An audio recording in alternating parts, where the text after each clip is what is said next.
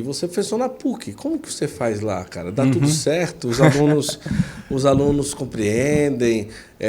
Ainda numa sala de aula, como você está lá, a grande maioria pensa realmente ao contrário de você? Ou as coisas estão mudando aos poucos? Como é que você analisa tudo?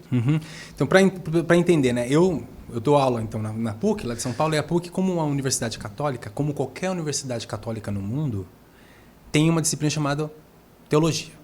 Em algum lugar chama antropologia, outra teológica, outra teologia, outra, sei lá, doutrina social da igreja, mas toda universidade que é católica, ou seja, passa pelo Vaticano, ela tem essa disciplina. Então, eu dou aula para turma de economia, de direito, de administração, de psicologia, de jornalismo, de publicidade. Cada semestre eu estou dando aula em várias turmas. Então, assim, o aluno vai lá, ele passa no vestibular e entra na faculdade de direito. E aí ele chega na sala de aula, entra um professor que vai dar teologia para ele. Ele não está ali para dar aula de teologia. Mas ele sabe que a universidade é católica e tinha isso. Então ele vai participar. Ele é obrigado a fazer essa disciplina. Sim. Então primeiro você tem que saber cativar. Que nem eu uso muito o Dom Bosco, né? Você tem que tentar... Eu dou intervalo, fico com eles, às vezes ficam fumando lá, soltando... Porque eles não fumam cigarro hoje em dia, só aquele o pendrive... Fuma aquele negócio na minha cara, fica falando de anime, fica falando das besteiras. Eu dou corda pra eles. Conto as besteiras, do que eles gostam, de quem tá namorando, de quem eles estão vendo no TikTok. Deus dou. Dá corda. Ama o jovem, né? Naquilo como ele é, que o jovem vai amar aquilo que você gosta. Então, Dom Bosco fala isso. Então, o primeiro momento é cativar. Mostrar. Então eu tenho um vídeo no YouTube que eu falei, né? Eu tenho um canal no YouTube, então eu mostro que eu faço vídeo no YouTube, eu mostro que eu faço trabalho nas redes sociais. Tem animação lá. Tem animações, então eles acham legal, já acham, interessante, o professor sabe mexer em tecnologia, faz essas coisas. Então eles já começam a se abrir. E aí o processo é esse. Quando você vai falar, é claro que existe de primeira mão, com alguns, uma certa hostilidade, um anticlericalismo, eles acham que você está lá para pregar a palavra de Deus, fazer apologia. E claro que é uma aula de teologia, uma aula que eu vou trabalhar na filosofia e teologia, e eu não vou chegar lá fazendo defesa da igreja e falar assim, olha, o que vocês acreditam de Inquisição está tudo errado. Eu não vou chegar falando desse jeito. Por quê?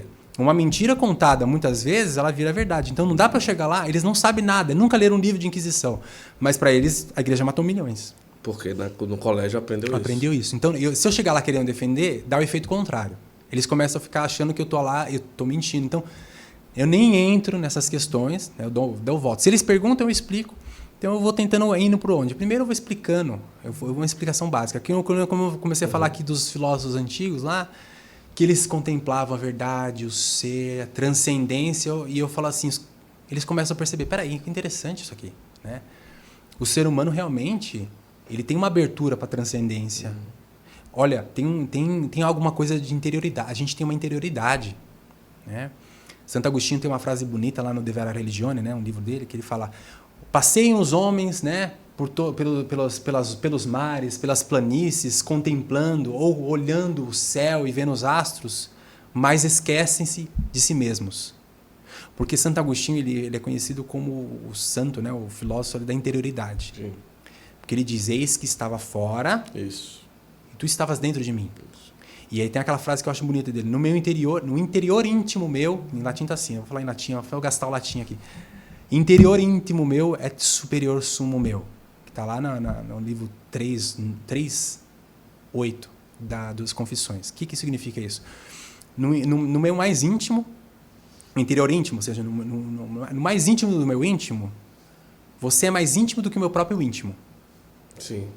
Porque quando ele começou a olhar para dentro dele, ele percebeu que na interioridade dele existia alguém que era mais íntimo, que conhecia melhor ele do que ele mesmo. E que habitava no íntimo dele e que era mais profundo do que a própria interioridade dele. Só que quando ele olha para Santo Agostinho, ele fala que esse exercício de olhar, quando ele olhou a interioridade dele, ele percebeu que esse que habitava no íntimo dele não pertencia a ele, mas que lançava ele para fora dele. Sim. Ou seja, interior íntimo, ou seja, no meu íntimo, tu és mais íntimo do que o meu próprio íntimo e superior daquilo que eu tenho de mais alto dentro de mim. Ou seja, eu percebo que esse Deus que habita dentro de mim, ele é transcendente a mim. E Santo Agostinho está falando uma coisa incrível, porque antigamente o pessoal achava que a transcendência estava fora só do homem.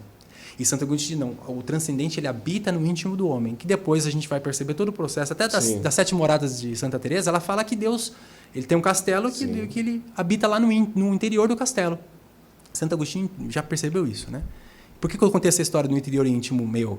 Porque o que eu vou fazendo muito lá no processo na teologia e tentar, quando eu vou falar dos assuntos, é tentar trazer eles para a reflexão interior para chegar no íntimo deles. Porque eu tenho certeza, se eles conseguirem começar a olhar para dentro deles, lá eles vão perceber o espírito, vão perceber que eles têm alma, vão perceber que eles têm uma transcendência. Se eu conseguir levar eles para o íntimo, e tem alguns alunos que, olha, imagina, teve várias vezes já aconteceu isso, mas teve uma turma de 3 meninas que eu lembro que eu fiz, que era de economia, fiz a prova oral com elas, né, porque eu sempre faço prova oral, né, e depois da prova oral, elas foram muito bem, estudaram, falaram assim, professor, a gente estudou muito, a gente nunca faltou na aula do senhor, é a melhor aula que a gente tem, a aula é de sexta-feira, e a gente nunca faltou, a gente gosta muito, o senhor ajudou muito a gente é fã do senhor, falou assim, desse jeito, né? E para dizer o seguinte, que eu percebo nos olhos deles, às vezes, que eles estão começando a enxergar uma certa verdade e que começam a despertar. Não é todos. Uma sala tem 40, 35, 5, 6, 7 consegue despertar. Então, assim, qual que é o desafio? Eu começo por esse processo de interiorização, conhece a ti mesmo. E ali, talvez eles consigam... Porque eu acho que é o meio mais tranquilo deles começarem a perceber a transcendência e depois perceber que tem Deus, quem é ateu. Porque tem sempre católico, tem sempre evangélico na sala de aula. Às vezes eles defendem. Às vezes tem uma sala que é a maioria. Mas sempre tem quem é ateu, sempre tem aqui que não gosta de nada, que não vai com a tua cara. Tem gente que entra na sala só fica mandando mensagens não corporais que te odeia. Enfim, você tem que viver, nem olha pro rosto e continuo. Né? E aí eu vou apresentando aos poucos. Tem hora que eu demarco.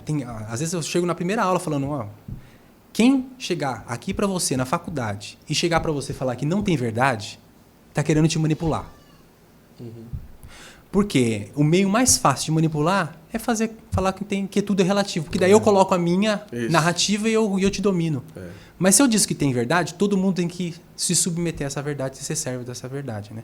Então, assim, é sempre um desafio. Mas eu estou no fronte de batalha, porque eu estou ali, onde jovens que... Eu já percebo que está bem secularizada a sociedade. Porque eu vejo meus alunos ali. Eles não têm... Às vezes, não só não tem religião, mas eles acham que... Não tem valor e acham que é inútil. Deus é inútil. E aí, às vezes, o jovem fundo fala que é ateu, fala que Deus é uma conversa, que o homem inventa isso aí para... Né? Muitas vezes eu escutei os alunos falando isso na sala de aula. Eu olho aquilo dentro de mim e falo, cara, eu que quero amar Deus sobre todas as coisas, estou vendo Deus aqui ser colocado de lado. Você fica ferido assim, fala, putz, meu, né? Deus ama tanto esse... Não sabe nem o que é esse amor de Deus. Ele não tem noção do que é o amor de Deus e como é que essa coisa é mais real do que o real. Sim. Mas aí você escuta, você vê, mas realmente a sociedade ela está bem secularizada, mas ao mesmo tempo parece que está tendo um movimento assim de alguns que estão tomando uma postura mais séria também. Então está tendo uma divisão maior. Tem aqueles que estão realmente secularizados, não querem saber de nada, mas por outros tem alguns que estão entendendo, não, realmente são valores importantes, a religião é uma coisa importante, é importante a teologia, a igreja tem a sua importância na sociedade. Então a gente vai percebendo esse movimento. É uma luta, mas eu acho que assim, é importante a gente estar presente ali, fazer um trabalho que eu falei, principalmente esse trabalho que você faz, trabalho de estar na internet, ele é importante. Quem que ocupava os espaços? Porque a última pesquisa que eu vi, uma pesquisa aqui no Brasil, o brasileiro está passando em média 3 horas e meia nas redes sociais. Quando a gente fala 3 horas e meia, tem gente que fica 1 e tem gente que fica 8. Minha esposa ela é psicóloga, né? Ela já atende muita gente, a maioria é do nicho religioso, mas ela já atende pessoas, ela não citou nome, mas assim, já atendeu gente que estava tentando ajudar a pessoa com ansiedade porque a pessoa passava 8 horas e meia no TikTok por dia. Mas como que não vai ficar com ansiedade? Né? Vai ficar doido, né? Mas é uma coisa, é uma realidade. Então, assim, eu faço no vídeo no TikTok, eu tento fazer as coisas ali aos poucos, agora mais, né? Para tentar alcançar mais esses jovens que eles estão ali e trazer um pouco... Primeiro é isso, né? Salvar, de certa maneira, essa interioridade, levar eles para o interior. Aí eu rezo para Deus, falo assim, Deus, que Ele te encontre lá. Porque eu sei que você está lá. Se eu conseguir levar ele para dentro dele, porque a gente está no mundo de exterioridade. Sim. As redes sociais é tudo externo.